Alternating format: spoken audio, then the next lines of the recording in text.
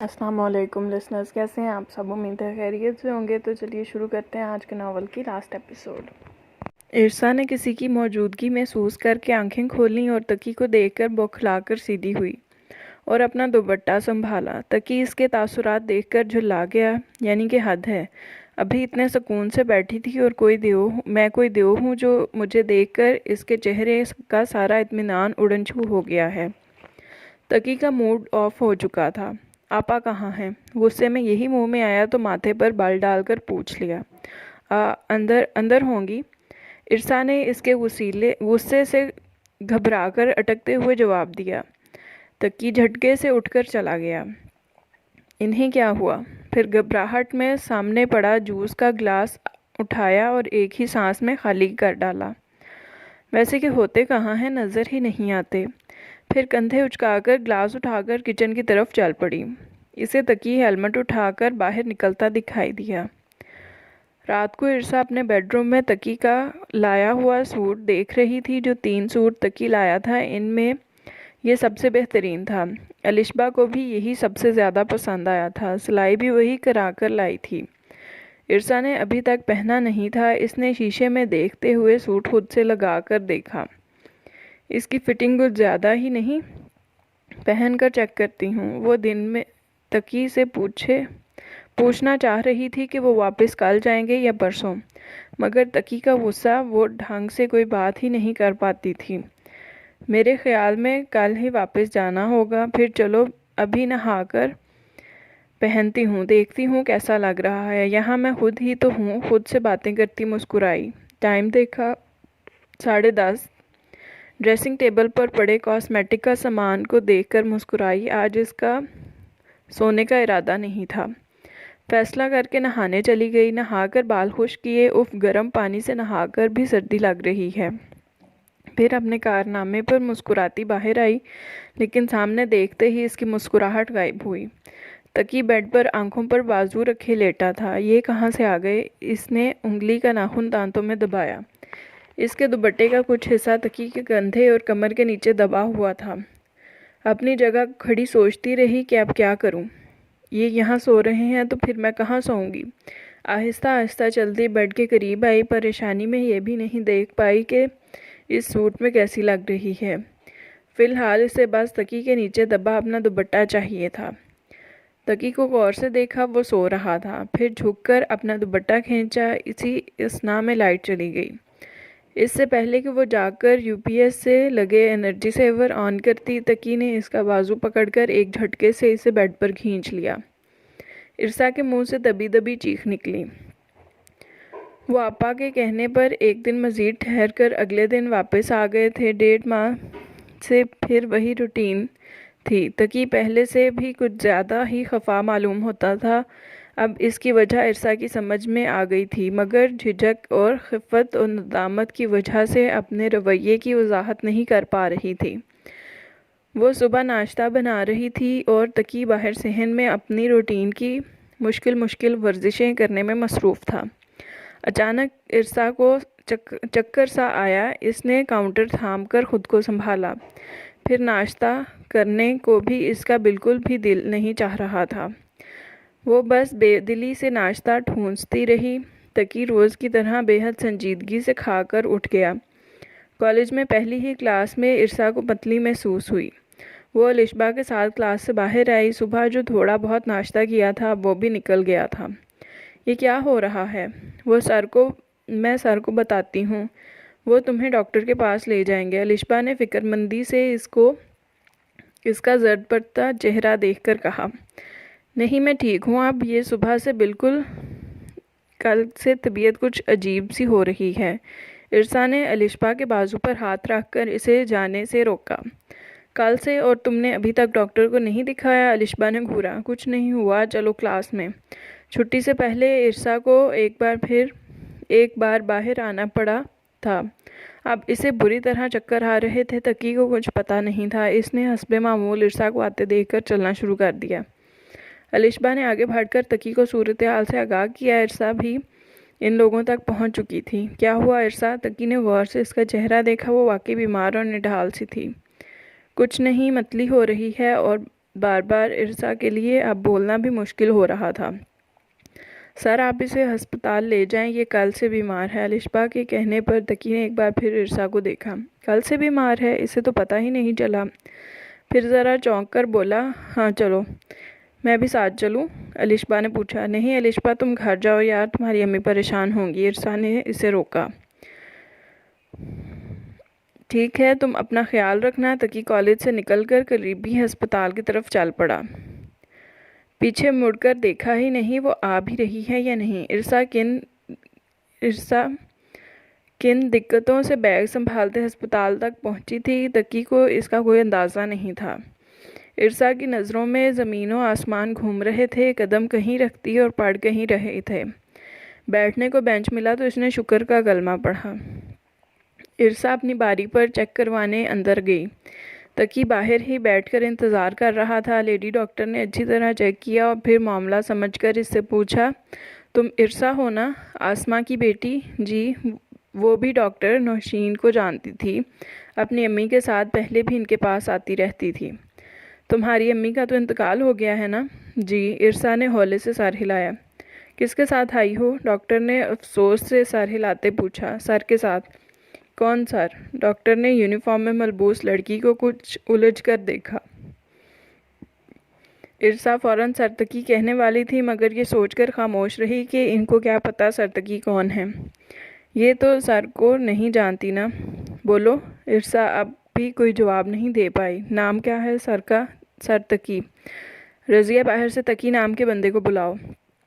رضیہ نامی نرس ابھی ابھی اندر داخل ہوئی تھی۔ جی اچھا کہتے ہوئے دروازے سے ہی واپس ہو لی۔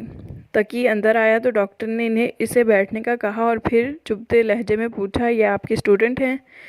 جی یہ میری وائف ہیں۔ اتفاق سے اسٹوڈنٹ بھی۔ تقی ارسا سے کہیں زیادہ سمجھدار اور معاملہ فہم تھا۔ ارسا کی بچی؟ تقی نے اسے گھورا۔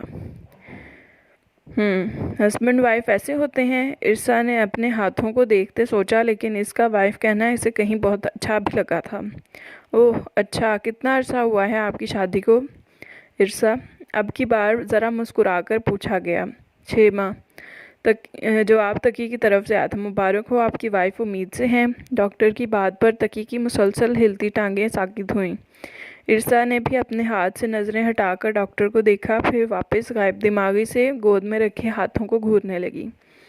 یہ بہت اچھا ہوا آسما نے اپنی بیٹی کو پہلے ہی اپنے گھر کا کر دیا۔ میں سوچ رہی تھی کہ ماں کے بعد یہ اب کہاں رہ رہی ہوگی۔ اس کے تو فادر بھی نہیں، جہاں تک میرے علم میں ہے، قریبی رشتہ دار وغیرہ بھی کوئی نہیں۔ ڈاکٹر صاحبہ کو صحیح وقت یاد نہیں تھا۔ ارسا کی امی کو فوت ہوئے 10 ماہ سے اوپر کا عرصہ بیت چکا تھا۔ ارسا نے کوئی جواب نہیں دیا۔ تقی کو ہی جی کہنا پڑا۔ جبکہ ارسا سوچ رہی تھی تقی کی چپ تو ٹوٹنے کے لیے اتنی ہی بڑی بات کا ہونا ضروری تھا، ورنہ ہماری زندگیاں جمود کا شکار ہو رہی تھیں۔ روز ایک سا دن، لیکن تقی کا رد عمل کیا ہوگا؟ کوئی مثبت تبدیلی آئے گی یا یہ اسے ایک اور مصیبت کی طرح لے گا؟ اگر تقی نے جھک کر اس کا بیگ اٹھایا چلو تو ارسا چونک کر اٹھی اور تقی کے پیچھے باہر نکل آئی۔ اس نے تقی اور ڈاکٹر کی کوئی بات نہیں سنی تھی۔ وہ اسے غائب دماغی سے روڈ کراس کرنے جا رہی تھی۔ تقی نے اس کا ہاتھ پکڑ کر روکا اور اس کے کان کے قریب جھکا۔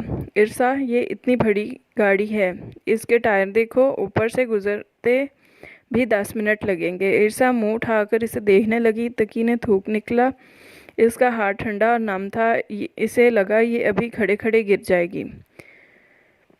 نہیں کچھ نہیں ہوتا، تمہاری مہربانی ہے، اسی طرح چلتی رہنا، بس گھر آنے والا ہے۔ تقی کا لہجہ معذرت خواہانہ تھا۔ گھر پہنچ کر ارسا نے جوتے اتارے اور دونوں پاؤں اوپر کر کے بیٹھ گئی۔ اس کی ہمت بالکل جواب دے رہی تھی۔ تقی اس کے لیے پانی لے آیا اور پھر ایک پلیٹ میں کچھ کھجوریں دھو کر اس کے سامنے لا کر رکھ دیں۔ ارسا نے اپنے ہاتھوں کو دیکھا تو تقی رکو کہتے ہوئے تیزی سے مڑا اور ایک ڈبے میں پانی بھر لایا۔ اس میں ہاتھ دھو لو۔ ارسا کسی معصوم بچے کی طرح اسے دیکھتے ہوئے اس کی ہدایت پر عمل کر رہی تھی۔ تقی کپڑے تبدیل کرنے چلا گیا تو وہ کھجوریں کھانے لگی۔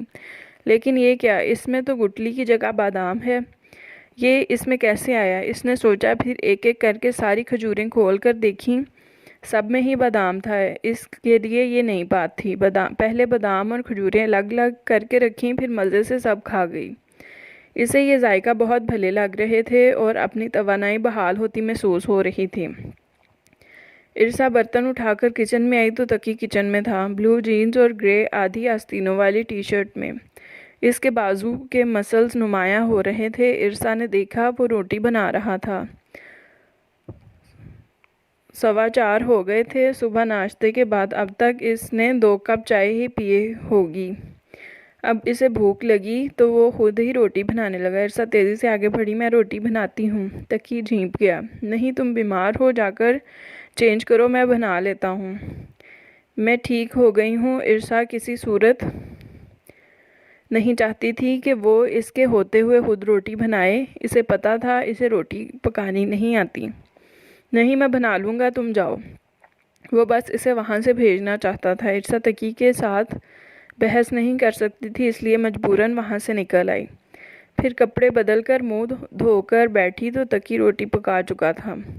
تقی نے ارسا کے ساتھ پہلے میز دونوں چارپائیوں کے درمیان لا کر رکھی، پھر سالن اور پانی، پھر روٹی لینے چلا گیا، لیکن روٹی میز پر رکھنے کی بجائے کھڑا رہا۔ اس نے سر اٹھا کر دیکھا تو اس نے انگلی اٹھا کر فون کیا، روٹی جیسی بھی ہوتی تم ہنسو گی نہیں؟ ارسا مسکرائی، نفی میں سر ہلایا، نہیں ہنسوں گی، آپ بھی تو نہیں ہنستے تھے میرے نقشوں پر۔ تقی زور سے ہنس پڑا، تمہاری بات اور ہے۔ ارسا نے پہلی بار اسے ہنستے دیکھا تھا۔ وہ آنکھیں سکیڑے مبہوت سی اسے دیکھنے لگی۔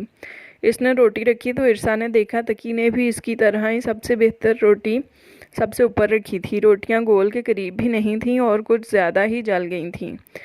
روٹی بنانا مشکل کام ہے، دوسری بنانے تک پہلی جل جاتی ہے، وہ منہ بنا کر کہہ رہا تھا۔ ارسا نے ہنسی روکنے کے لیے پانی کا گلاس اٹھا کر منہ سے لگایا۔ تقی کو پتا تھا اسے سخت ہنسی آ رہی ہے، مگر اس نے ہنس لو نہیں کہا کہ نہ میں نے تو بھی تو اتنا عرصہ ہنسی ضبط کرتے گزارا ہے۔ اب تقی سے خود روٹی نہیں کھائی جا رہی تھی۔ پھر جلد ہی ہاتھ روک کر بولا، اب چائے تم ہی بنا لینا، میں مارکیٹ جاتا ہوں، گوشت اور پھل لانے ہیں۔ یہ ڈاکٹر کی ہدایت تھی، ٹھیک ہے۔ ارسا ہاتھ کے اشارے سے اسے برتن اٹھانے سے روک کر خود بھی اٹھی اور برتن کچن میں لے جانے لگی۔ تقی کمرے سے باہر چبوترے پر بیٹھا تھا، نہ مارکیٹ گیا نہ گراؤنڈ میں کھیلنے، کسی نقشے پر نظریں جمائے گہری سوچ میں گم تھا، شاید کسی الجھن کو سلجھانے میں مصروف تھا۔ ارسا نے چند لمحے دیکھنے کے بعد پکارا، سر چائے؟ ہاں۔ وہ چونکا، ایک ہاتھ سے چائے کا کپ اور دوسرے ہاتھ سے اس کی کلائی پکڑ کر احتیاط سے اسے اپنے ساتھ بٹھایا۔ ارسا اس کے ہاتھ کے لمس کو محسوس کر کے اس کے ساتھ بیٹھ گئی۔ اس سے پہلے وہ کبھی محسوس ہی نہیں کر پائی۔ جب بھی وہ قریب آتا اسے جان کے لالے پڑ جاتے تھے۔ وہ بہت خاموش تھا، جانے کیا سوچ رہا تھا۔ ارسا نے اس کی خاموشی محسوس کرتے ہوئے آہستہ سے گردن موڑ کر اس کو دیکھا۔ وہ سامنے دیکھتے ہوئے بہت افسردہ دکھائی دے رہا تھا۔ ارسا ایک دم خوف کا شکار ہوئی، وہ جانے کیا کہنے یا کرنے والا تھا۔ کچھ دیر پہلے تک ارسا نے اس کے چہرے پر خوشی کی چمک واضح طور پر دیکھی تھی، وہ یقیناً خوش تھا، یہ اس کی مسکراہٹ بتاتی تھی۔ اتنے مہینوں میں پہلی بار اس کا رویہ بہت دوستانہ تھا، جس کی وجہ سے ارسا نے پریشانی کے بوجھ میں کمی ہوئی تھی۔ اجنبیت کا گراف گرا تھا۔ پھر اب ایسا کیا ہو گیا تھا؟ ارسا کی سوچوں کو بریک لگا جب تقی نے ہلکی آواز میں بولنا شروع کیا۔ ارسا تھوڑے توقف کے بعد پھر بولا، جیسے بولنے کے لیے الفاظ ڈھونڈ رہا ہو، سمجھ میں نہ آ رہا ہو کہ بات کہاں سے شروع کرے۔ میں جانتا ہوں تم میرے ساتھ خوش نہیں ہو اور شاید کبھی رہ بھی نہ سکو۔ حقیقت یہ ہے کہ میں تمہاری زندگی میں جتنی مشکلات ہیں ان سب کی بنیادی وجہ ہوں۔ میرے لیے اس طرح بات کرنا بہت مشکل ہے، مگر میں اعتراف کرنا چاہتا ہوں کہ میں ایک خود غرض انسان ہوں۔ میری خود غرضی نے ہی تم سے تمہارا سب کچھ چھین لیا۔ اگر میں ایسا نہ ہوتا تو تم آج اس حال میں نہ ہوتی۔ اگر وہاں سے بات شروع کروں جب میں یہاں آیا اور کیسے آیا، تو اس سے پہلے میں اسلام آباد کے ایک چھوٹے سے پرائیویٹ اسکول میں پڑھاتا تھا۔ یہ ڈگری مکمل کرنے کے بعد میری پہلی جاب تھی۔ میں اپنے بھائی کی مدد نہیں لینا چاہتا تھا، اس لیے جو کام ملا وہ کیا۔ پھر یہاں پوائنٹ ہوا، پہلی بار کالج میں پہلی جو کلاس لی تھی وہ تمہاری کلاس تھی۔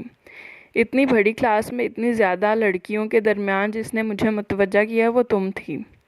اس نے ان شارٹ اپنی پوری زندگی میں کسی سے اس حد تک متاثر نہیں ہوا۔ یہ صرف تمہاری خوبصورتی، تمہاری معصومیت نہیں تھی، بلکہ کالج کے تمام ریکارڈ بریک کرتا ہوا تمہارا فرسٹ ایئر کا رزلٹ، تمہارے سب ٹیسٹ کلاس میں تمہارا سوبر اور منفرد انداز، یہاں تک کہ ٹیچرز میٹنگ میں بھی کئی مرتبہ تمہارا ذکر ہوتا تھا اور پرنسپل اتنے احترام اور فخر سے تمہارا نام لیتے تھے، میں سوچتا تھا کہ کوئی اتنا پرفیکٹ کیسے ہو سکتا ہے۔ اس نے ایک لمبی سانس لی۔ ارسا کے لیے یہ سب ناقابل یقین تھا۔ وہ ذہین اور محنتی تھی، اس لیے اس کا رزلٹ اچھا آیا تھا۔ بس اتنی سی بات تھی۔ اس نے کبھی خود کو اتنا خاص نہیں خیال کیا تھا جتنا وہ بتا رہا تھا۔ یہ انکشاف اسے حیران کر رہا تھا کہ وہ اتنی خاص تھی کہ اس کھڑی ناک والے مغرور سے بندے کو متاثر کر گئی تھی۔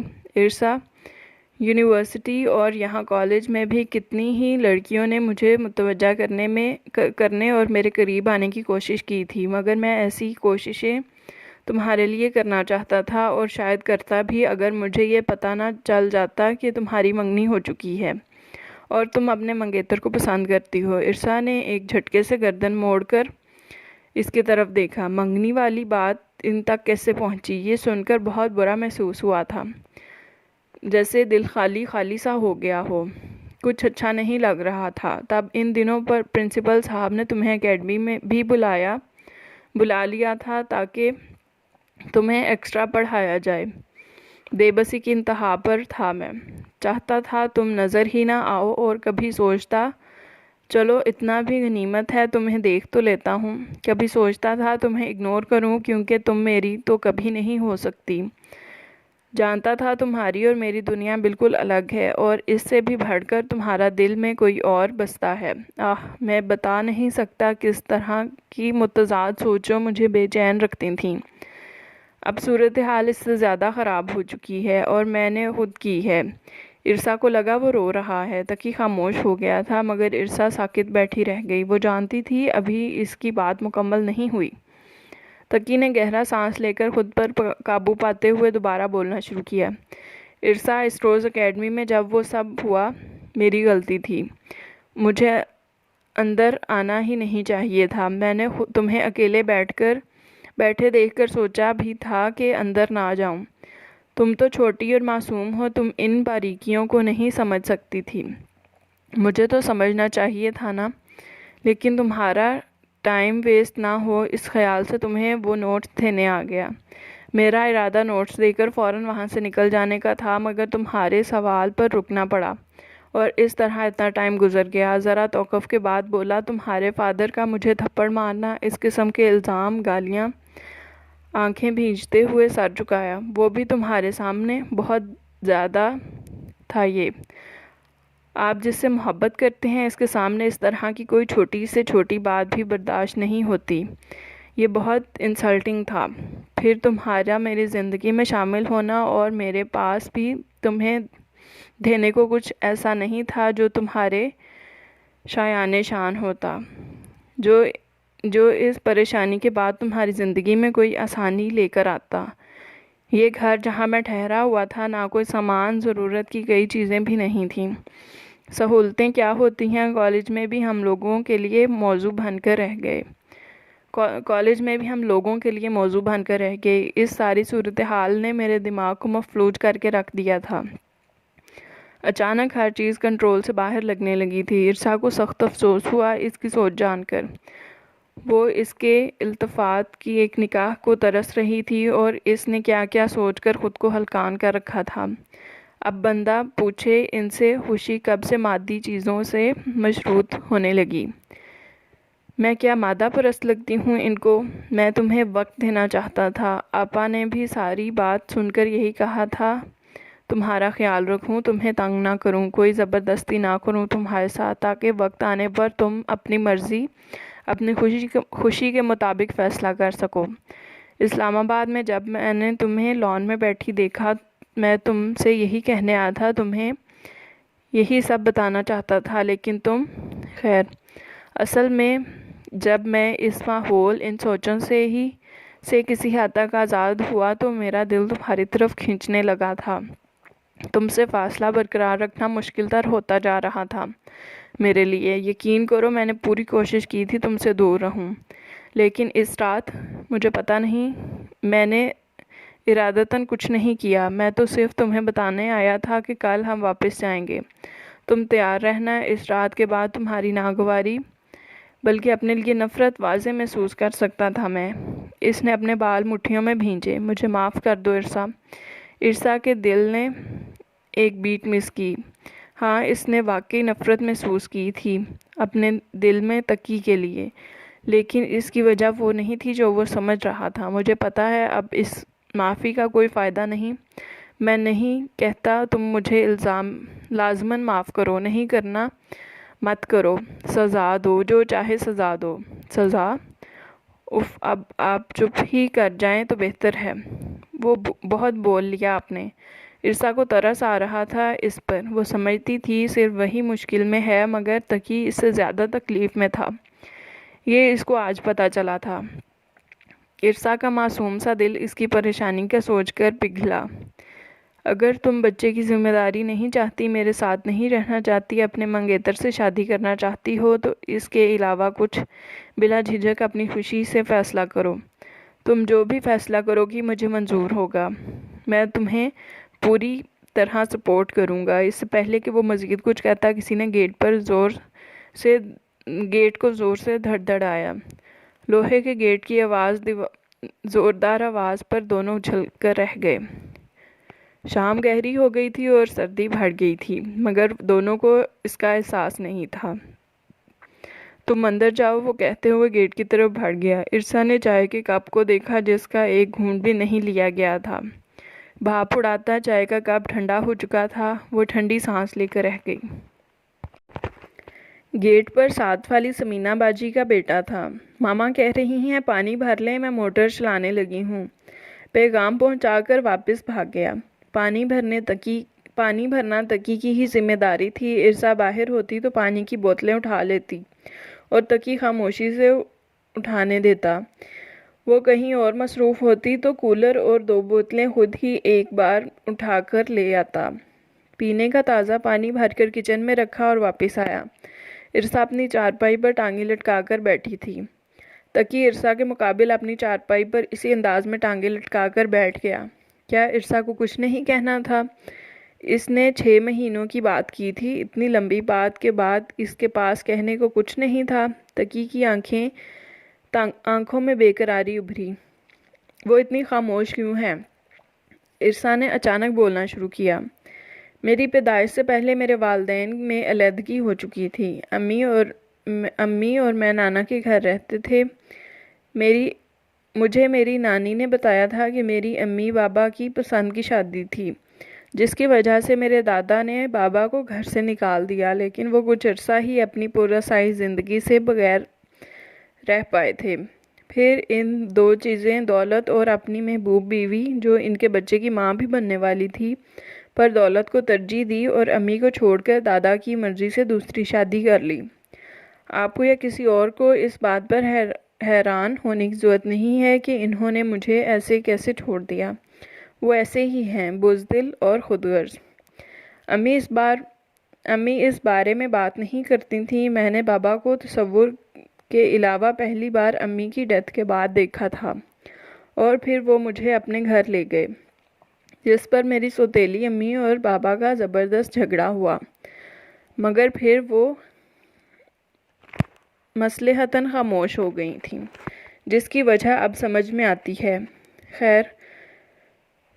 خیر ان کے علاوہ اس گھر میں ایک میری سوتیلی بہن نور اور 2 چھوٹے بھائی فیضان اور مبشر رہتے تھے۔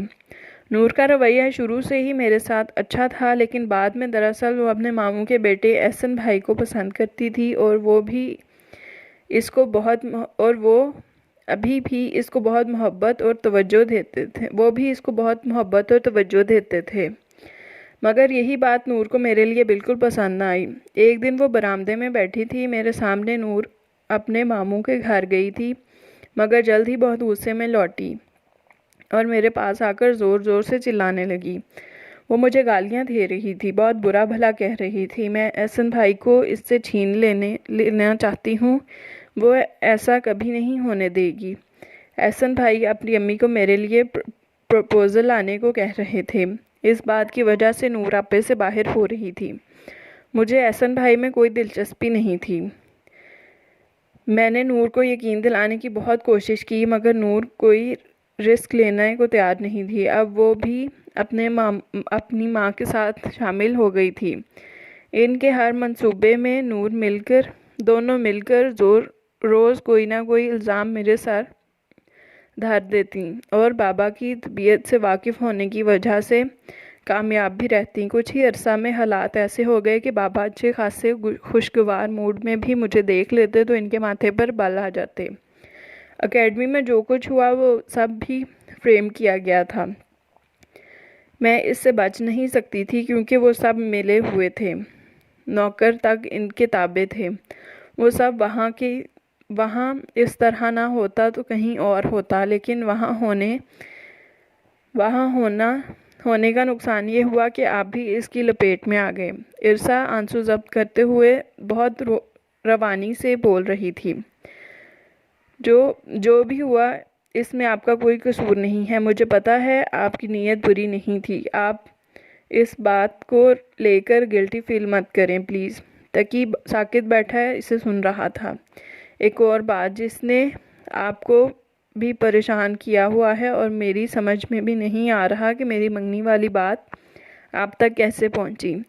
کالج کی اور لڑکیوں نے بھی مجھ سے اس بارے میں پوچھا تھا۔ اس بات پر تقی کے تاثرات بدلے تھے۔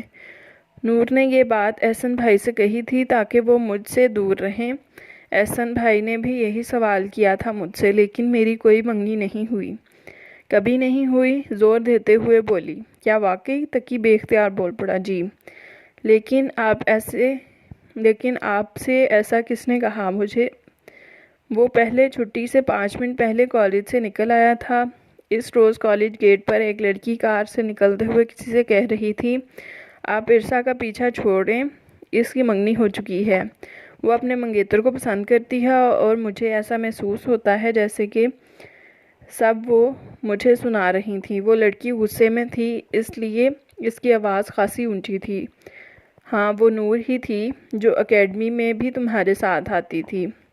اس دن احسن بھائی کا برتھ ڈے تھا۔ انہوں نے نور کو اس کے اسکول سے پک کیا اور پھر مجھے لینے آئے تاکہ ہمیں لنچ پر لے جا سکیں۔ وہ ہمیشہ نور کو اپنی برتھ ڈے پر لنچ پر لے جاتے تھے، اب مجھے بھی لے آئے تھے۔ نور اسی وجہ سے غصے میں تھی اور شاید وہاں سے ہی کچھ اور لڑکیوں نے سنا ہوگا یا کسی ایک نے سنا ہوگا اور آگے بات کی ہوگی۔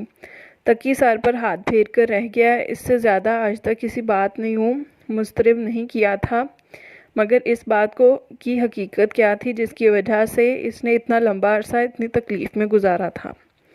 ارسا تھوڑی دیر سوچنے کے بعد رکی۔ اسے مزید کس بات کی وضاحت کرنی تھی، پھر بولی، سر، میرے بابا نے آپ کے ساتھ جو کیا اس پر میں بہت شرمندہ ہوں۔ نہیں، کچھ نہیں ہوا، بھول جاؤ اس کو، ہم کبھی اس پر دوبارہ بات نہیں کریں گے، ارسا کو ٹوکتے ہوئے قطعیت سے بولا۔ اوکے۔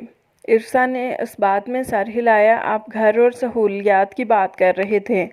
میں نے جس گھر میں ہوش سنبھالا ہے اس سے زیادہ مختلف نہیں تھا، لیکن وہ میری زندگی کا خوبصورت ترین دور تھا۔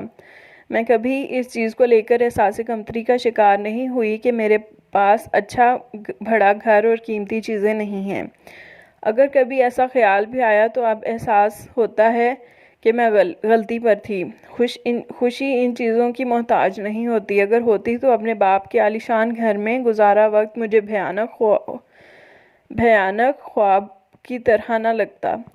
خوش وہی لوگ رہتے ہیں جو اپنے پاس موجود نعمتوں پر راضی رہتے ہیں اور شکر ادا کرتے ہیں، ورنہ خواہشات کی تو کوئی حد ہی نہیں۔ سب جانتے ہیں یہ بات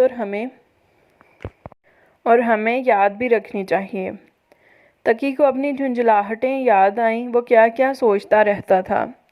آپ سہولیات سے نہیں، اپنے رویے سے میری زندگی میں آسانی لا سکتے تھے، مگر آپ تو مجھے اپنی زندگی میں شامل کر کے لا تعلق ہو گئے، کبھی مجھے جاننے سننے کی کوشش ہی نہیں کی۔ عرصا نے آج ہمت کر کے کہہ ہی دیا۔ آئی ایم سوری عرصا، میں مانتا ہوں میں کچھ غلط فہمیوں کا شکار ہو گیا تھا، لیکن تم نے کبھی تو ایسا کوئی کوشش نہیں کی یہ سب بہتر ہو جاتا۔ آپ اپنے چہرے پر نو لفٹ کا بورڈ چسپاں کیے رہتے تھے، میرے اندر اتنی ہمت ہی نہیں تھی کہ آپ سے کوئی بات کرتی، بلکہ مجھے تو ضرورت کی مختصر سی بات کرنا بھی ہمیشہ مشکل لگا۔ آپ نے پتہ نہیں کیا کیا سوچ کے اپنے اور میرے درمیان پہاڑ کھڑے کر رکھے تھے۔ آپ تک کیسے پہنچتی؟ اور دوسرا یہ کہ تقی جواب میں کچھ کہنے والا تھا اور پھر بولا، ہاں کہو، کہہ کر خاموش ہو گیا۔ دوسرا یہ کہ مجھے لگتا تھا کہ آپ مجھے سخت ناپسند کرتے ہیں کیونکہ مجھے زبردستی آپ پر مسلط کیا گیا ہے، اور میں سوچتی تھی ہو سکتا ہے آپ پہلے سے شادی شدہ ہوں، منگنی شدہ ہوں اور نہیں تو شاید کہیں کمیٹڈ ہوں۔ کچھ بھی ممکن تھا۔ تقی ہنس دیا۔ عرصا نے اسے قدرے اچنبھے سے دیکھا۔ عرصا، صرف میں نے ہی نہیں کچھ اخذ کیا، اپنی طرف سے تم نے بھی کیا۔ نو لفٹ کا بورڈ، شادی شدہ، منگنی شدہ، کمیٹڈ، اب تو جانتی ہو ایسا کچھ نہیں، مگر خیر اب کیا ہو سکتا ہے۔ تقی نے مسکرا کر اسے دیکھا۔ اب سو جاتے ہیں، تمہیں آرام کی ضرورت ہے۔ جی بالکل سو جاتے ہیں، عرصا تیزی سے بولی اور لیٹ بھی گئی۔ اگلی بات ابھی نہیں کر سکتی تھی۔ تقی کو بھی تھوڑی حیرت ہوئی اس کے اس طرح اچانک بات ختم کرنے پر۔ عرصا، کھانا کھا کر، تقی نے ٹوکا۔ جی اچھا، عرصا جھینپ کر کہتے ہوئے پھر اٹھ بیٹھی۔ کھانا کھا کر سونے تک ان کی آپس میں مزید کوئی بات نہیں ہوئی، اگرچہ کہنے سننے کو اور بہت کچھ تھا، مگر آج جو بات ہوئی تھی دونوں اپنی اپنی جگہ انہی کو سوچنے اور سمجھنے میں مصروف تھے۔ وہ اتوار کی سنہری خوشگوار سی صبح تھی۔ عرصا کی آنکھ اپنے وقت پر ہی کھل گئی۔ وہ کمبل ہٹاتی ہوئی اٹھی اور تقی کی چارپائی کی طرف دیکھا اور اسی طرف کروٹ لیے بے خبر سو رہا تھا۔ تقی کو سوتے ہوئے دیکھنا اس کو ہمیشہ اچھا لگتا تھا۔ سوتے ہوئے اس کے چہرے پر اتنی معصومیت ہوتی تھی کہ عرصا کے لیے نظریں ہٹانا مشکل ہو جاتا، اور استحقاق سے دیکھتے ہوئے مسکرائی اور اپنی جگہ سے اٹھی۔ آج وہ ناشتے میں کچھ خاص بنانا چاہتی تھی۔ عرصا ناشتہ تیار کر کے تقی کو اٹھانے آئی۔ وہ ابھی تک اسی طرح بے خبر سو رہا تھا۔ اس کی نیند میں خلل تو نہیں ڈالنا چاہتی تھی، مگر ناشتہ ٹھنڈا ہو رہا تھا۔ سر اٹھیں۔ سر تھوڑا جھجک کر تقی کا کندھا ہلایا۔ پہلے کبھی قریب نہیں جاتی تھی، دور سے ہی اس وقت تک آوازیں دیتی رہتی تھی جب تک وہ اٹھ نہ جاتا۔ سر اٹھیں، ناشتہ ٹھنڈا ہو رہا ہے۔ اچھا۔ تقی آنکھیں مسلتا اٹھ بیٹھا۔ تقی کے منہ ہاتھ دھونے تک عرصا نے ناشتہ میز پر لا کر رکھا۔ تقی واؤ کہتے ہوئے ناشتے سے انصاف کرنے لگا۔ اسے رغبت سے کھاتے دیکھ کر عرصا کو خوشی ہو رہی تھی۔ اپنا ناشتہ ختم کر کے وہ اٹھی اور تقی کو چائے دی۔ تم خود چائے کیوں نہیں پیتی؟ تقی نے آج پوچھ ہی لیا۔ ویسے ہی مجھے پسند نہیں، سادگی سے ہاتھ ہلاتے ہوئے بولی۔ کمال ہے۔ تقی بہت حیران ہوتا تھا اس بات پر۔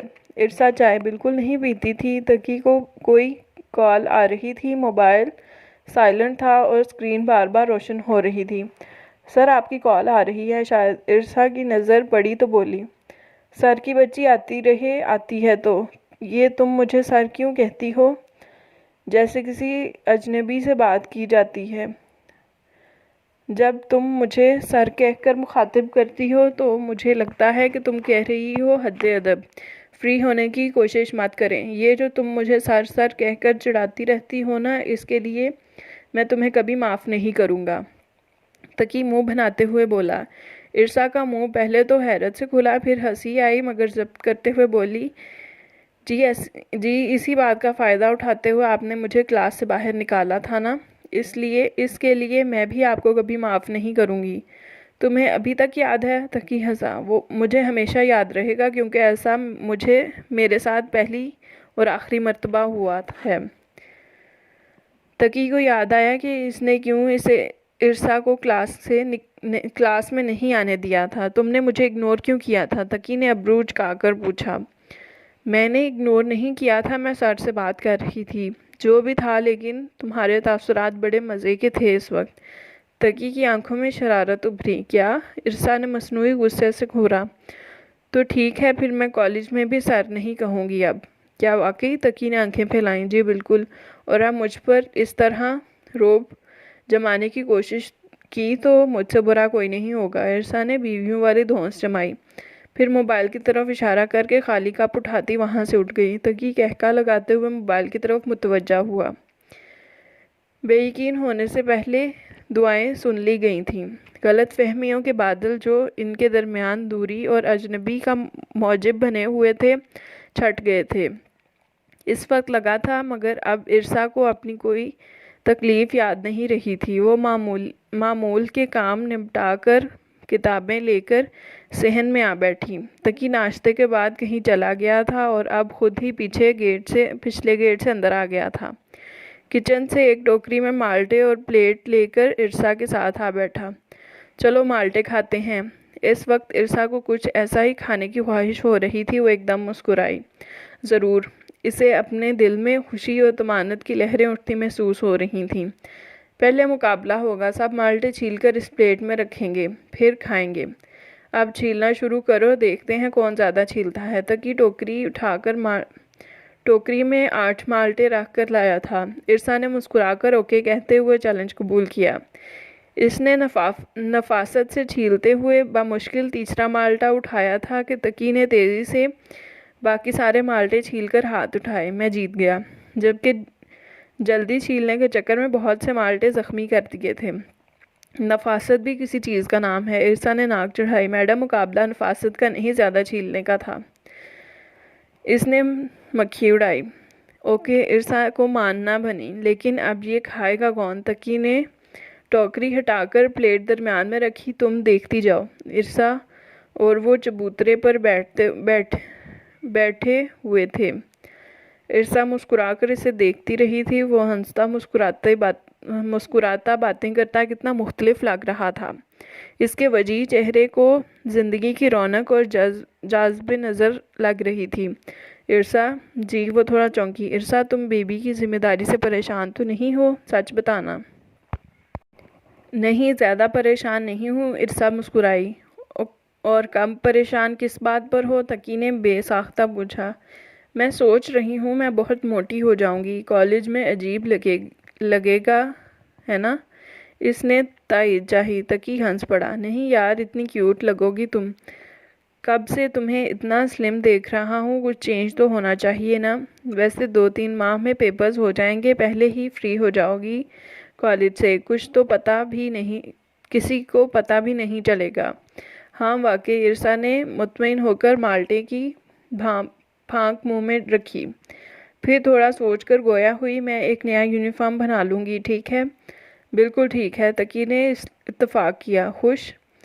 تقی کی سوالیہ انداز پر ابرو اچکائے، جبکہ اس کی آنکھوں میں کوئی الجھن تیر رہی تھی۔ میں ناخوش کیوں ہوں گی؟ ہاتھ میں پکڑی پھانک واپس پلیٹ میں رکھی۔ تقی، آپ نے دیکھا، ابھی تو بیبی اس دنیا میں نہیں آیا اور کتنی چیزیں ٹھیک ہو گئی ہیں۔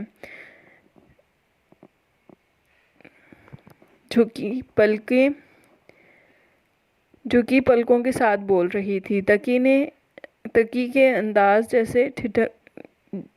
کے اندر جیسے ٹھنڈ اتری۔ کتنا اچھا لگا تھا اس کے منہ سے اپنا نام سننا۔ ہاں واقعی کتنی چیزیں ٹھیک ہو گئی ہیں۔ ارسا کے چہرے پر نظریں گاڑے بھرپور انداز میں مسکرایا۔ بالکل، ارسا نے سر ہلایا۔ کسی انسان کا اس طرح کی نعمت پر ناشکرہ پن جچتا ہے؟ بٹ ارسا، اسلام آباد میں وہ سب کیا تھا؟ وہ میری غلط فہمی تو نہیں ہو سکتی؟ ارسا جو ابھی تقریر کے موڈ میں آئی تھی، اس کی بات پر جھاگ کی طرح بیٹھ گئی۔ نہیں، غلط فہمی تو نہیں۔ اب ارسا سے سر نہیں اٹھایا جا رہا تھا۔ تو کیا آپ اس سب کو بھول نہیں سکتے؟ ارسا نے فرار کی راہ تلاشنی چاہی۔ بھول تو جاؤں گا ہی، لیکن وہ مجھے پتہ ہی نہیں تھا کہ ازدواجی زندگی کا کیا مطلب ہوتا ہے، میرڈ لائف، میاں بیوی کے حقوق و فرائض کیا ہوتے ہیں۔ یہ سب باتیں اگلی صبح مجھے آپا نے سمجھائی تھیں۔ ارسا نے تقی کی بات کاٹتے ہوئے تیزی سے کہہ دیا۔ کیا؟ بات سمجھنے کے بعد تقی کی آنکھیں پھٹی، وہ کھڑا ہو گیا۔ یعنی تم نے آپا کو بتا دیا کہ یعنی تمہیں آپا نے بتایا کہ تقی کوئی جملہ مکمل نہیں کر پا رہا تھا۔ ارسا اب دونوں ہاتھ منہ پر رکھے رکوع میں جھکا ہوا تھا۔ ارسا اسے دیکھ کر رہ گئی، پھر حوصلہ دیتی ہوئی بولی، ہاں لیکن اب میں سینسیبل ہو چکی ہوں۔ کیا کہا؟ تقی جھٹکے سے سیدھا ہوا۔ سینسیبل؟ تقی کے حلق سے کہکا برآمد ہوا۔ فائنلی، اتنی سمجھدار بیوی میرے لیے بہت بڑا گفٹ ثابت ہو سکتی تھی مگر بچت ہو گئی۔ ارسا کو اس کی آخری بات سمجھ نہیں آئی مگر سر ہلا دیا۔ یہ اسلام آباد کے ایک پرائیویٹ ہاسپٹل کا کمرہ تھا۔ تقی اپنی بیٹی کو احتیاط سے اٹھائے کھڑا تھا۔ ارسا نے دیکھا کہ اس کی آنکھیں خوشی اور تشکر کے جذبات کے تحت نم ہو رہی تھیں۔ وہ سر جھکائے اپنی بیٹی کو دیکھ رہا تھا۔ آپا نے تقی کے لیے کرسی ارسا کے بیڈ کے پاس رکھی تھی۔ ارسا کا ماتھا چوما اور باہر نکل گئیں۔ تقی بیٹھ جائیں، ارسا نے کہا۔ ارسا دیکھو نا، یہ ہماری بیٹی ہے۔ ارسا کے قریب ہو کر بچوں کی طرح اسے دکھانے کی کوشش کر رہا تھا۔ ارسا نے بھی نم آنکھوں سے مسکراتے اس بات میں سر ہلایا۔ اللہ نے ہمیں کیا عطا کر دیا، کتنی بڑی خوشی دے دی، میں اللہ کا شکر کیسے ادا کر پاؤں گا۔ اس کا چہرہ شدت جذبات سے سرخ ہو رہا تھا، پھر رخ پھیر کر خود پر قابو پاتے ہوئے کرسی پر بیٹھ گیا اور خاموشی سے سر جھکائے اپنی بیٹی کو دیکھنے لگا اور ارسا تقی کو۔ اسے شام کو ڈسچارج ہونا تھا۔ ارسا، جب یہ بڑی ہو جائے گی تب تم اس کی آپا لگو گی، جیسے میری آپا۔ تمہیں پتہ ہے، آپا کی اور میری عمر میں 20 سال کا فرق ہے اور تمہارا ہوا 18 کا، میرا 17 کا۔ میں 4 دن بعد 17 سال کی ہو جاؤں گی۔ ارسا نے تصحیح کی۔ 17 کیسے؟ 16 میں میٹرک اور 18 میں انٹر۔ تم انٹر کر چکی ہو؟ نہیں، میں 1 سال آگے ہوں۔ میں نے 1 سال پہلے اسکول جانا شروع کیا تھا، ارسا نے فخر سے بتایا۔ سمجھ گیا، تم آفت کی پرکالہ ہوگی، اس لیے تمہاری اماں نے تمہیں 1 سال پہلے اسکول بھیج دیا۔ تقی نے دانت نکالے۔ وہ ایک نظر ارسا کو دیکھا اور واپس اپنی گود میں سوئی نرم و نازک گلابی سی بچی کو دیکھنے لگا۔ جی نہیں، میری اماں کو مجھے پڑھانے کا شوق تھا، اس لیے مجھے 1 سال پہلے اسکول میں داخل کروایا۔ تم مجھ سے 8 سال چھوٹی ہو۔ تقی پر ابھی انکشاف ہوا تھا۔ میں 25 کا ہوں۔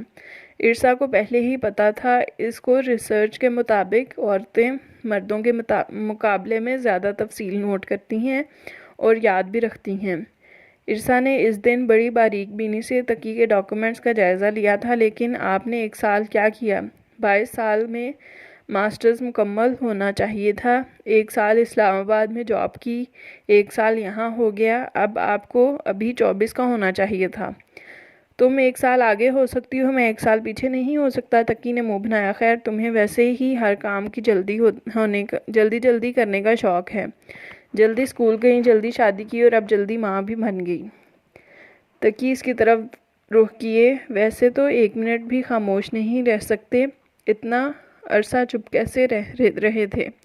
ہاں واقعی پتہ نہیں کیوں میری بولتی بند ہو گئی تھی، لیکن اس میں بھی تمہارا قصور ہے۔ تم نے مجھے اتنا ڈرا کے رکھا ہوا تھا اور ابھی بھی ڈراتی ہو۔ میں ڈراتی ہوں؟ ارسا پر صدماتی کیفیت طاری ہو تھی۔ بس اب کچھ مت بولیے گا آپ۔ جی اچھا، بڑی فرما برداری سے فرمایا گیا، مگر جس طرح خاموشی سے اس کو دیکھ رہا تھا ارسا کو اندازہ تھا ابھی پھر کوئی پھلجھڑی چھوڑے گا۔ ویسے اب میں سمجھ سکتا ہوں تم اتنی دیر بعد سینسیبل کیوں ہوئی۔ تقی اٹھیں اور جائیں یہاں سے۔ تم مجھے جانے کا کہہ رہی ہو؟ تقی کو جیسے یقین نہ آیا۔ آپ نے دیکھا ماما آپ کے بابا کو کیا کہہ رہی ہیں؟ تم ذرا میری پرنسس کو بڑا ہونے دو پھر دیکھنا۔ ارسا نے جیسے سنا ہی نہ ہو، وہ آنکھیں بند کر کے لفظ ماما کی مٹھاس محسوس کرنے کی کوشش کر رہی تھی۔ ٹھیک ہے، اب کوئی بات نہیں کروں گا میں تم سے۔ تقی نے فیصلہ کن انداز اپنایا اور خاموش ہو گیا۔ ارسا نے گردن موڑ کر تقی کو دیکھا اور مسکرائی۔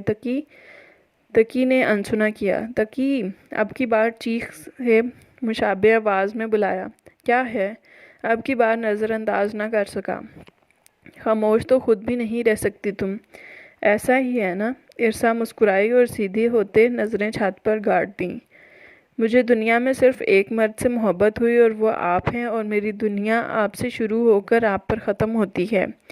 یہ سب میں اس وقت نہیں کہہ پائی تھی جب آپ نے کہا تھا۔ تقی اس کو دیکھتے ہوئے ایک ایک لفظ دھیان سے سن رہا تھا۔ ارسا، میں کب سے یہ سننا چاہ رہا تھا یار، تب نہیں تو کیا اس کے بعد بھی تمہیں کوئی ایسا موقع نہیں ملا کہ تم مجھے یہ سب بتاتی؟ اگر یہ سب کہنے کے لیے تم آج کی طرح کسی خاص موقع کا انتظار کر رہی تھی نا، تو تم بہت بے وقوف ہو۔ ارسا نے واپس چھت کی طرف دیکھتے ہوئے افسوس سے کہا، مجھے پتا ہے میں بہت سی غلطیاں کرتی ہوں، ان غلطیوں کے باوجود بھی مجھے تم دل و جان سے قبول ہو۔ اگر وقت پیچھے جائے اور مجھے انتخاب کا موقع دیا جائے تب بھی میں تمہیں ہی انتخاب کروں گا۔ تقی نے بات ہی ختم کی۔ تقی، آپ اتنے خاص ہیں کہ مجھے آسانی سے کیسے مل گئے؟ اتنی آسانی سے بھی نہیں مل سکتے تھے۔ مجھے لگتا تھا میرے ساتھ بہت برا ہوا ہے، بہت برا ہوا ہے۔ اتنا برا کبھی کسی کے ساتھ نہیں ہو سکتا۔ اللہ نے مجھ سے میرا سب کچھ چھین لیا ہے، ماں باپ کا گھر، میری عزت بھی۔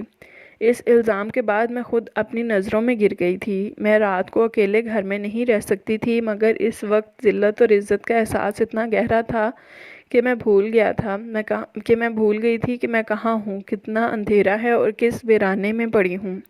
مجھے بس یہی احساس تھا کہ میرے منہ میں مٹی لگی ہے، جو مٹی لوگوں کے جوتوں سے وہاں پہنچی تھی۔ اس کی آنکھوں سے ایک آنسو نکلا اور کن پٹی سے بہتا ہوا بالوں میں جذب ہو گیا۔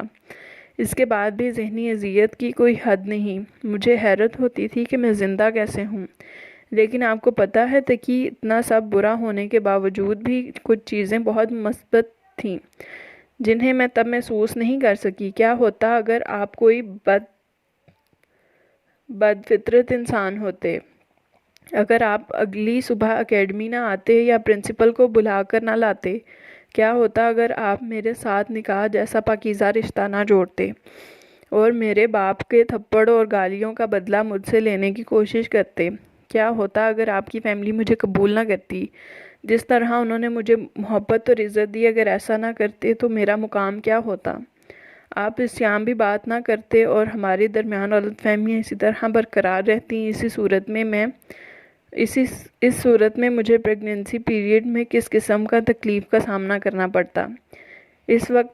ایک وقت تھا جب میں سوچتی تھی کہ اس کے بعد میں کبھی خوش ہو ہی نہیں سکتی، چونکہ وہ تکلیف کا ایک لمبا دور تھا، مگر ایسا نہیں ہوتا۔